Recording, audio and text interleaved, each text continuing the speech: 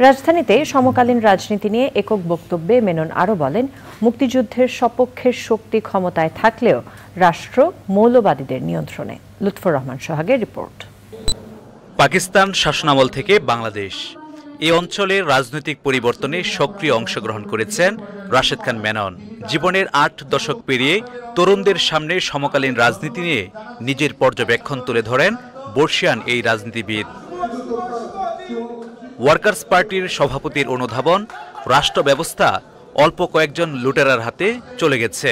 আওয়ামী লীগ ক্ষমতায় আছে, প্রধানমন্ত্রী শেখ হাসিনা ক্ষমতায় আছে, সব সত্য, কিন্তু রাষ্ট্রের নিয়ন্ত্রণ কর্তা করা 5 ভাগের হাতে।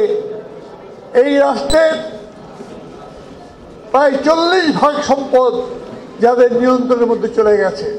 বাংলাদেশ ব্যাংকে সাংবাদিকদের প্রবেশ নিষিদ্ধ করা হচ্ছে। আওয়ামী লীগের সাধারণ সম্পাদক বলেন, কোন দেশে আছে যেখানে সেন্ট্রাল ব্যাংকে এভাবে খবর সংগ্রহ করা যায়? অর্থাৎ এটাকে এখন একেবারে সরকারি সিল দিয়ে দেওয়া হলো। আর্থিক খাতের পাশাপাশি শিক্ষা ব্যবস্থা নিয়েও ক্ষুব্ধ রাশেদ খান মেনন। সরকারের সমালোচনা করে তিনি বলেন, মৌলবাদীরা দেশের নিয়ন্ত্রক হয়ে উঠেছে। রাষ্ট্রীয় পোষকতা না থাকলে পরে হেফাজতের দাবির প্রেক্ষিতে পাঠ্যপুস্তকের সাম্প্রদায়িকরণ হতে পারত না।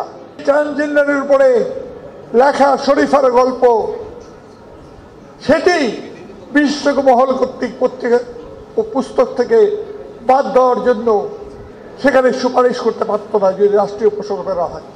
যদি রাষ্ট্রীয় পোষকতা না থাকতো তাহলে সারা দেশে প্রাইমারি এবং মাধ্যমিক স্কুল থেকে ছেলেমেয়েরা দলে দলে গিয়ে মাদ্রাসায় ভুক্ত হতো না, এবং সেই মাদ্রাসাকে নিয়ন্ত্রণ করার জন্য কোনো আইন করার কোনো সাহস গত 10 বছরে কওমি জননী শেখ হাসিনার সাহস হয় নাই।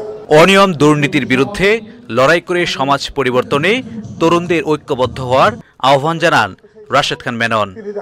লুৎফর রহমান সোহাগ, চ্যানেল আই, ঢাকা।